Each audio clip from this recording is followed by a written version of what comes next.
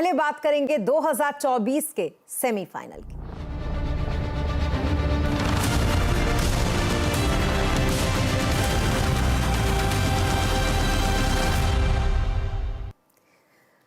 राजस्थान की बात, जहां पर 25 नवंबर को होने वाले चुनाव के लिए सभी पार्टियां पूरे दमखम से जुटी हुई हैं। इस बीच आज बीजेपी के स्टार प्रचारक खुद प्रधानमंत्री नरेंद्र मोदी राजस्थान के दौरे पर हैं, जहां उनकी एक के बाद एक आज 5 चुनावी रैलियां हुई। कुल मिलाकर प्रधानमंत्री ने आज वहां सुबह से ही मैराथन चुनावी रैलियां की हैं।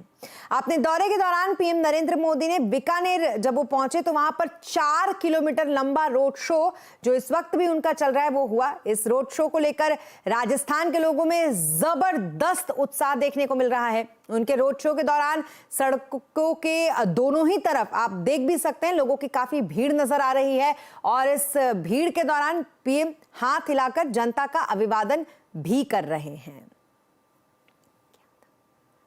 इससे पहले प्रधानमंत्री पाली पहुंचे थे और साथ ही पीलीबंगा भी पहुंचे थे, जहां उन्होंने एक के बाद एक 2 बड़ी रैली और जनसभा को संबोधित किया था। यहां पर उन्होंने जमकर कांग्रेस पर निशाना साधा।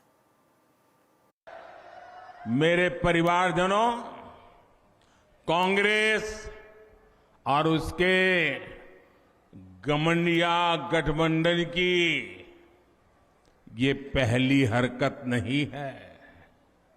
सनातन को लेकर इन्होंने क्या क्या कहा है, ये पूरे देश ने देखा है। मेरी माताएं बहनों ने तो बहुत आक्रोश व्यक्त किया है। कांग्रेस और उसके साथी सनातन को खत्म करने का ऐलान कर रहे हैं और सनातन को खत्म करने का मतलब है राजस्थान की संस्कृति को खत्म करना। और यही नहीं, पीएम मोदी ने यहां गहलोत सरकार पर भी निशाना साधते हुए कहा कि जिसने गरीबों को लूटा है उन्हें छोड़ेंगे नहीं। मेरे भाइयों बहनों, मैं आज आपको गारंटी देने आया हूं। मैं आज आपको गारंटी देने आया हूं, जिसने गरीब को लूटा है उसे छोड़ा नहीं जाएगा। यहां राजस्थान में भी वो दिन दूर नहीं जब गरीबों को लूटने वाले सलाखों के पीछे दिन गणते होंगे। और 5 राज्यों के विधानसभा चुनाव खत्म होने में कुछ ही दिन बचे हैं। इन राज्यों में कैसा अब तक का माहौल है, कौन मारेगा बाजी और 2024 के लोकसभा चुनाव के लिए क्या मिल रहे हैं सिग्नल, आज चुनाव अड्डा में इसी पर करेंगे बड़ी चर्चा शाम 7:57 पर।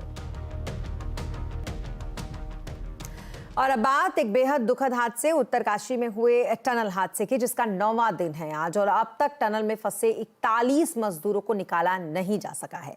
एनडीआरएफ, एसडीआरएफ और इसके साथ ही विदेशी कंपनियां लगातार रेस्क्यू ऑपरेशन में जुटी हुई हैं, लेकिन ड्रिलिंग के दौरान मलबा धंसने के कारण अब तक सफलता हाथ नहीं लग पाई है, जिसके चलते राहत बचाव की टीम एक पाइप के जरिए खाने और जरूरत की चीजों जैसे दवाइयां तक मजदूरों को पहुंचा रही है, ताकि घबराहट और रोशनी ना होने की वजह से मजदूरों की तबीयत खराब अंदर ना हो। तो वहीं पीएम मोदी ने सीएम धामी से फोन पर बातचीत की है और रेस्क्यू ऑपरेशन की पूरी जानकारी उन्होंने ली। इस दौरान उन्होंने टनल में फंसे मजदूरों का मनोबल बनाए रखने की बात भी कही। वहीं अंतर्राष्ट्रीय टनलिंग विशेषज्ञ अर्नाल्डो डिक्स भी उत्तरकाशी पहुंच चुके हैं। उन्होंने निरीक्षण करने के बाद कहा कि सुरंग के ऊपर जो ड्रिलिंग है उसके लिए जगह चुन ली गई है और 2 से 3 दिन के अंदर ये काम पूरा किए जाने की उम्मीद बताई जा रही है। इधर टनलिंग एक्सपर्ट द्वारा जो टनल पर ड्रिलिंग के लिए चुनी गई जगह है उस पर लाल रंग के झंडे लगाए गए हैं। We're in the Himalayas. Right. Building a tunnel through this is extremely difficult. So rescuing is also extremely difficult. But we're going to get the 41 men out. We're going to make sure no rescuers get hurt in the process. तो कुल मिलाकर जो tunnel expert है उन्होंने drilling के लिए जगह चुन ली है और उस जगह पर बाकायदा जो लाल झंडे हैं वो भी लगा दिए गए हैं और इन लाल झंडों को मार्क करके वहां पर तेजी से काम जो है वो शुरू हो गया है। कैसे काम वहां पर हो रहा है इसका जायजा लिया हमारे संवाददाता प्रियंका कंडपाल ने।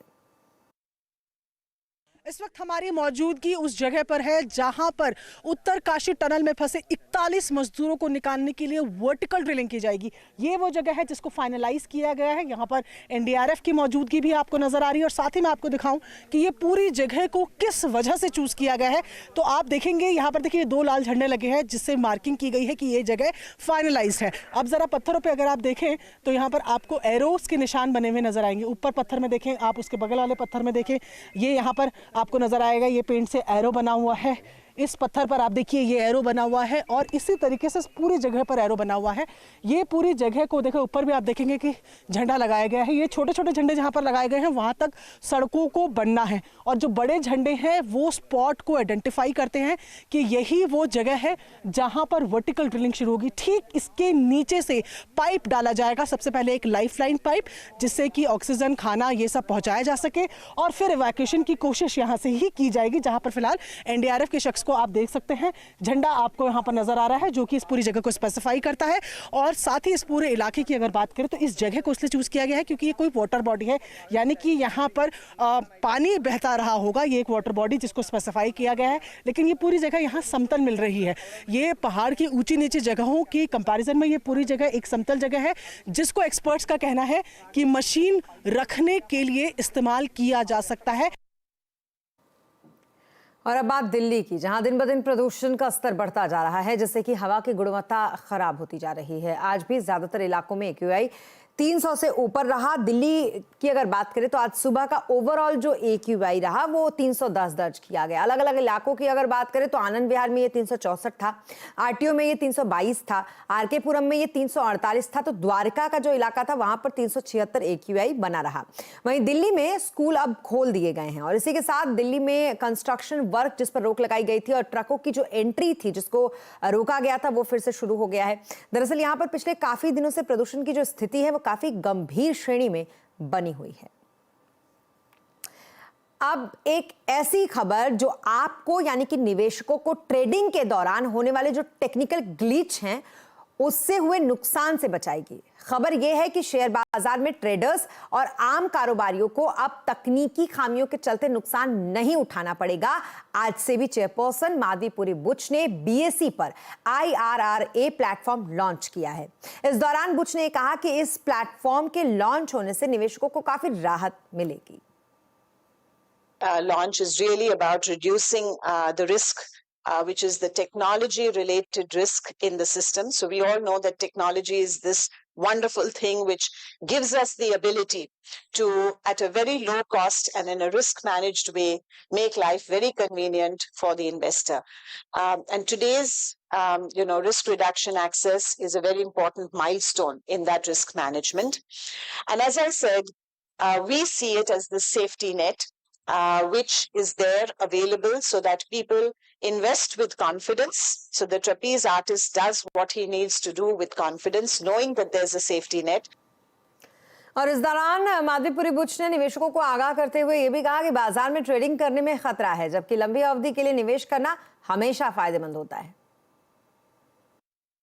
If the investors move more and more to a more long-term and sustainable approach to investment, so that they are sure that there is a very high probability that wealth creation will indeed happen in their hands as compared to losing money literally on a weekly and these days daily basis. So with these words, once again, I would salute the entire market infrastructure ecosystem and the technology that has been deployed in the markets to really create this technology stack in our markets, which is today world beating and has indeed set the global benchmark across the securities markets across the globe. चलिए अब लगे हाथों बात कर लेते हैं बाजार की भी, जहां हफ्ते के पहले दिन बाजार में बेहद सीमित दायरे में कारोबार देखने को मिला। सेंसेक्स 140 अंक गिरकर 65,655 पर बंद हुआ, तो वहीं निफ्टी 38 अंक गिरकर 19,694 पर बंद हुआ। आज सबसे IT, हेल्थ केयर शेयरों में हल्की खरीदारी आज सबसे ज्यादा रही, तो वहीं ऑटो और कंज्यूमर गुड्स शेयरों में बिकवाली देखी गई। मार्केट का पूरा एक्शन समझने के लिए चलते हैं सुमित के पास। सुमित, बताएं जरा आज मार्केट का हाल कैसा रहा ओवरऑल? देखिए, हफ्ते का पहला कारोबारी सत्र था और ट्रिगर थोड़े से मिसिंग थे। आप कह सकते हैं कि अर्निंग सीजन खत्म हो गया, फेस्टिव सीजन खत्म हो गया, तो बाजार अब धीरे धीरे वापस खबरों के दम पर चल रहा है या थोड़े थोड़े ट्रिगर्स का वेट कर रहा है। लेकिन आज खरीदारी थी आईटी में, खरीदारी थी फार्मा में, थोड़ा बैकफुट पे था ऑटो, कंज्यूमर ड्यूरेबल, यहाँ पर बिकवाली थी। सेलेक्टिव रियल्टी खरीदारी में कामकाज कर रहे थे। मिड कैप स्मॉल कैप ने इंट्राडे में अपना नया हाई बनाए और हरे निशान में क्लोजिंग दी। हालांकि बाजार जो था फ्रंटलाइन इंडेक्स वो बिल्कुल सीमित दायरे में था और वहाँ पर बैंकिंग के प्रेशर की वजह से ओवरऑल बाजार में दबाव बनता हुआ दिखाई पड़ा। जी, इसके अलावा सेक्टर्स का आज कैसा हाल रहा सुमित? देखिए, पहले कुछ अगर सेक्टर स्पेसिफिक देखा जाए तो निफ्टी के टॉप गेनर्स में आज आपको दिखाई पड़ेगा डीवी स्लैब, जो कि फार्मा की तेजी को लीड भी कर रहा था। करीब 2% की तेजी रही। भारतीय एयरटेल 1.5% ऊपर रहा, विप्रो 1.5% ऊपर रहा। HCL टेक रफली 1.25% के आसपास की बढ़त यहाँ आते हुए दिखाई पड़ी। निफ्टी गिरने वाले शेयरों में अदानी इंटरप्राइज का नाम शुमार था 2.5% नीचे, बजाज फाइनेंस 2% नीचे, M&M 2% नीचे, SBI लाइफ करीब 2% की बिकवाली यहाँ रही। मिड कैप के बढ़ने वाले शेयरों में टाटा इन्वेस्टमेंट शानदार तेजी, 15% का नया उछाल। लेटेंट व्यू रफली 9.5% ऊपर, ओलेक्ट्रा ग्रीन 8% ऊपर और ITI करीब 7-7.5% के आसपास का उछाल यहाँ पर आता हुआ दिखाई पड़ा। मिड कैप के गिरने वाले शेयरों में BSC आज प्रॉफिट बुकिंग कह सकते हैं 6% की बिकवाली यहाँ रही। फिनोलेक्स इंडस्ट्री 4.5% नीचे रहा। कॉनकॉर्ड बायो और वैरॉक इंजीनियरिंग, ये दो और ऐसे नाम जहाँ पर 2.5 से लेकर 3% तक की बिकवाली आज के सत्र में बनते हुए दिखाई पड़ी। बहुत शुक्रिया तमाम डिटेल्स के लिए आपका सुमित। और स्मॉल कैप की कई कंपनियों में ग्रोथ मौजूद है, ऐसा कहना है अल्फा एक्यूरेट एडवाइजर्स के MD राजेश कोठारी का। राजेश के मुताबिक मिड और स्मॉल कैप की कैपिटल गुड्स, ऑटो, इंसिलरी और कंज्यूमर कंपनियों में पैसा बन सकता है। Large cap and small cap का जो बहुत बड़ा डिफरेंस हुआ करता था वो ऑलमोस्ट जीरो हो गया है। तो ये जो वैल्यूएशंस जो है, where everybody is painting any small company with the same brush, so 250 से 5000 तक इंडिया में 5000 लिस्टेड कंपनी और 250 ऑनवर्ड्स सबको स्मॉल कैप कहा जाता है। So it will be wrong to paint every company with the same brush. तो लग रहा है कि अभी भी यहाँ पे काफी stock selective bottom up approach small cap में रहा इंपॉर्टेंट जरूरी है। और वहां पे अभी भी काफी कंपनीज है जहाँ पे ग्रोथ मोमेंटम बहुत ही स्ट्रांग है। काफी कंपनीज है जहाँ के वैल्यूएशन में अभी भी काफी मार्जिन ऑफ सेफ्टी है और काफी कंपनी जहाँ के ROE और ROC काफी इंप्रूव हो चुके हैं। So selectively we are looking into auto ancillaries, capital goods, these are the two space, and consumer. These are the three space on which we are bullish between mid and small. और देश में IT hardware manufacturing को बढ़ावा देने के लिए सरकार ने PIL स्कीम की मंजूरी दे दी है। स्कीम के तहत 27 कंपनियों के प्रस्ताव को मंजूरी मिली है। इसमें करीब 3000 करोड़ रुपए के निवेश आने की उम्मीद है इस PLI के द्वारा। इस पर अधिक जानकारी के लिए चलते हैं हमारे सहयोगी हर्षदा इस वक्त हमारे साथ हैं उनके पास। हर्षदा जी, क्या कुछ है पूरी खबर? भारत को आत्मनिर्भर बनाने की मुहिम सरकार की पूरी तरह से रंग ला रही है। अब की बारी फोकस है IT हार्डवेयर पर और इस PLI स्कीम के लिए लगभग 27 कंपनियों को चुन लिया गया है और अप्रूवल मिल भी गया है। ध्यान रहे, बड़े पैमाने पर निवेश की बात उभर कर आ रही है। 3000 करोड़ तक के निवेश की संख्या यहां पर मार्क की गई है। साथ ही साथ प्रोडक्शन के पैमाने पर लगभग 3.5 लाख करोड़ का प्रोडक्शन होता हुआ दिखाई देगा। मैन्युफैक्चरिंग PLI के तहत IT हार्डवेयर में जो काम कंपनियां कर रही हैं उनको 4 से 7% तक का इंसेंटिव भी सरकार देगी। और ध्यान दीजिए कि किस तरह का एम्प्लॉयमेंट जनरेशन होगा। 50,000 लोगों को सीधे तौर पर नौकरियां मिलेंगी और इनडायरेक्टली लगभग 1.5 लाख लोगों को नौकरी मिलती हुई दिखाई देगी। 23 कंपनियां एकदम तैयार है तुरंत प्रभाव से मैन्युफैक्चरिंग शुरू करने के लिए, लेकिन 4 कंपनियां हैं जो 90 दिनों के अंदर दरअसल वो प्रोडक्शन की शुरुआत करने वाली है। इसमें देसी और विदेशी नाम दोनों शामिल है। किस तरह का प्रोडक्ट मैन्युफैक्चर होंगे? बड़े पैमाने पर IT हार्डवेयर PLI स्कीम के तहत पर्सनल कंप्यूटर्स, लैपटॉप्स, टैबलेट्स और साथ ही साथ सर्वर्स का निर्माण होने वाला है।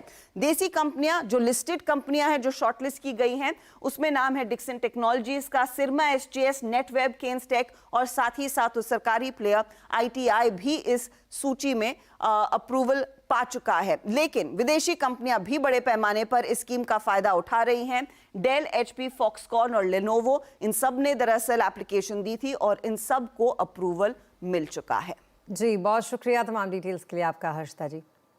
और जिन कंपनियों के प्रस्ताव को मंजूरी मिली है उनमें नेटवेब टेक्नोलॉजीज भी शामिल है। IT हार्डवेयर PLI पर बात करते हुए कंपनी के चेयरमैन और मैनेजिंग डायरेक्टर संजय लोढ़ा ने कहा कि इस स्कीम की मंजूरी से IT हार्डवेयर को बढ़ावा मिलेगा और हार्डवेयर मैन्युफैक्चरिंग में भी बढ़ोतरी होगी। हम लोग ऑलरेडी PLI 1 के पार्ट थे। PLI 1 में हम बहुत सक्सेसफुल थे और PLI 2 में हमारे को रेड कारपेट वेलकम मिला है। और बेसिकली हमारा बेस ईयर भी जो पुराना बेस ईयर था वही रहेगा। उस हिसाब से पूरा हमारे लिए काफी बेनिफिशियल है, बिकॉज इसका ड्यूरेशन भी ज्यादा है। ये 7 साल का ड्यूरेशन की स्कीम है। PLI और इस तरह की चीजें सरकार के सपोर्ट के चलते जो है इंडिया में इलेक्ट्रॉनिक मैन्युफैक्चरिंग शुरू हुई। और जो बेसिकली सर्वर्स का पूरा डिजाइन करके पूरा मैन्युफैक्चर करना, तो खाली वॉल्यूम मैन्युफैक्चरिंग कंट्री में नहीं हो रही, इसके चलते पूरा का पूरा जो है सो टेक्निकल और हाई एंड सर्वर्स जो AI और सारी चीजों में यूज होते हैं, सुपर कंप्यूटर्स में यूज होते हैं, वो पूरे डिजाइन भी इंडिया में हो रहे हैं, मैन्युफैक्चर भी हो रहे हैं। तो PLI डेफिनेटली इसके लिए काफी अच्छा बूस्ट है, जिससे कि काफी मोमेंटम मिलता है, इंकरेजमेंट मिलता है, जिससे कि हम अपनी मैन्युफैक्चरिंग को और सारी चीजों को आगे बढ़ाएं। और डाइजॉन टेक्नोलॉजी के CFO सौरभ गुप्ता का कहना है कि कंपनी PLI स्कीम के तहत 250 करोड़ के निवेश का लक्ष्य कंपनी ने रखा है। उनको आगे और भी बेहतर ग्रोथ का अनुमान दिख रहा है और वहीं उनका यह भी मानना है कि IT हार्डवेयर PLI स्कीम के तहत देश के मैन्युफैक्चरिंग को अब बूस्ट मिलेगा।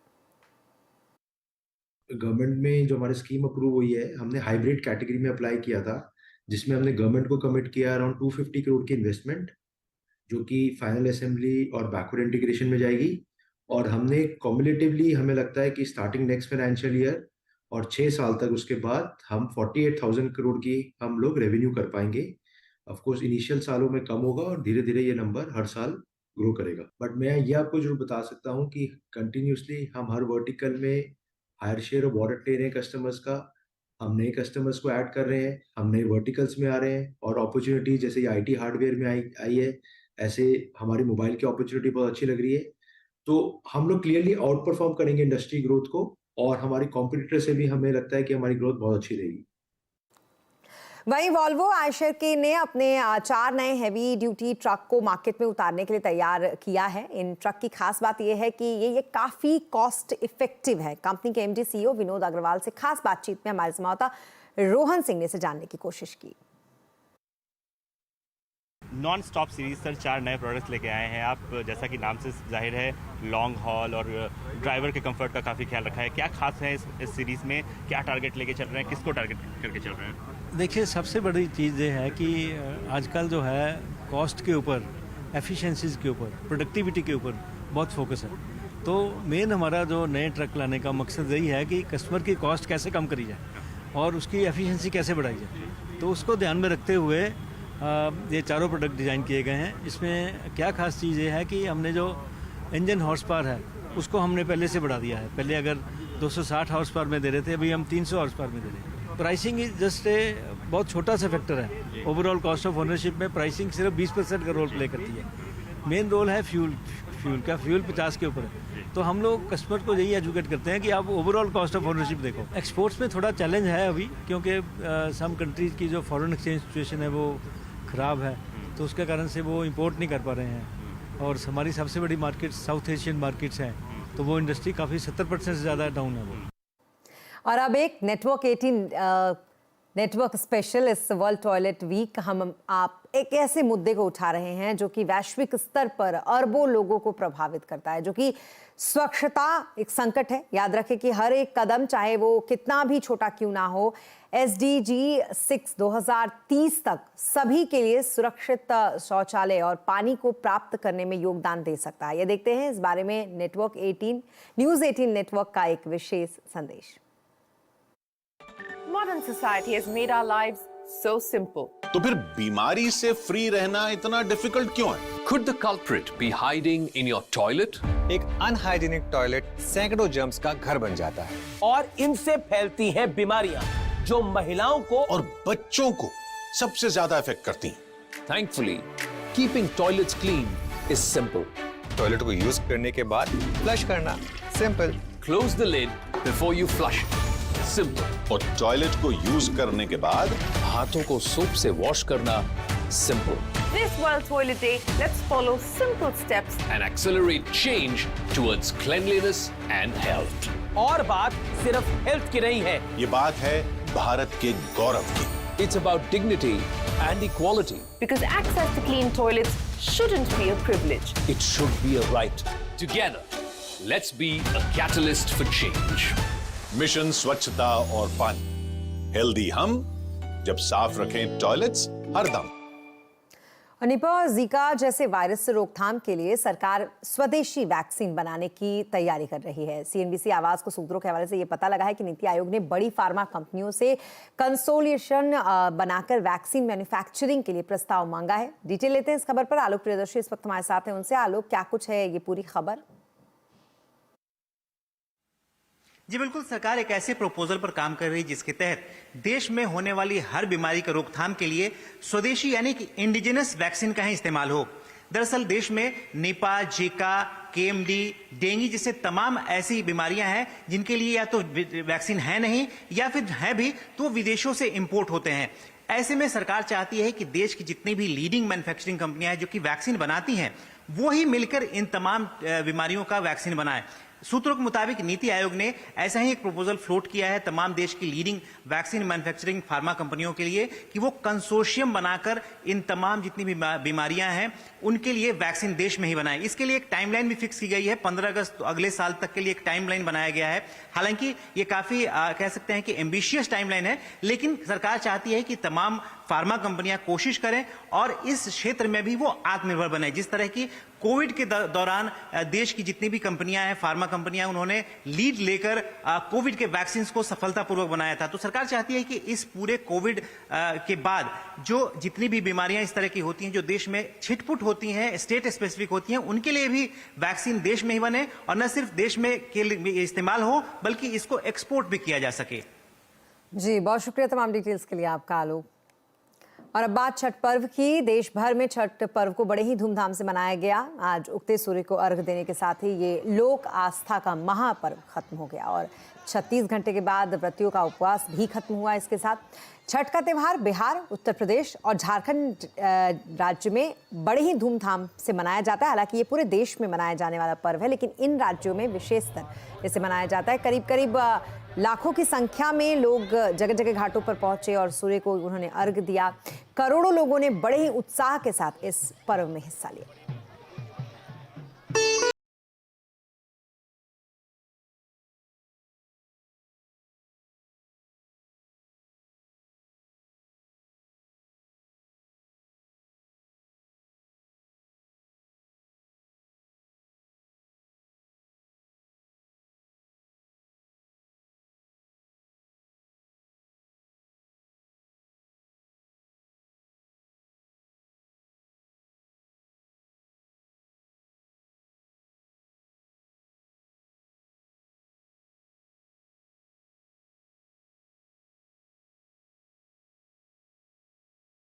टीम इंडिया भले ही वर्ल्ड कप का फाइनल हार गई, लेकिन उसने अपने खेल से सबका दिल जरूर जीता है।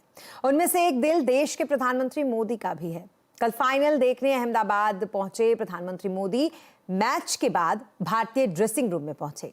यहां पर उन्होंने खिलाड़ियों का हौसला बढ़ाया। इस वक्त मोहम्मद शमी की एक्स पोस्ट बहुत वायरल हो रही है, जहां पर पीएम उन्हें गले से लगाकर हौसला दे रहे हैं। रविंद्र जडेजा ने भी पीएम मोदी के साथ फोटो शेयर किया। जडेजा ने लिखा कि हमारा टूर्नामेंट बहुत अच्छा था, लेकिन कल हम हार गए। पीएम कल ड्रेसिंग रूम में पहुंचे, जो विशेष और बहुत प्रेरणादायक था। और अब एक न्यूज़ 18 नेटवर्क स्पेशल।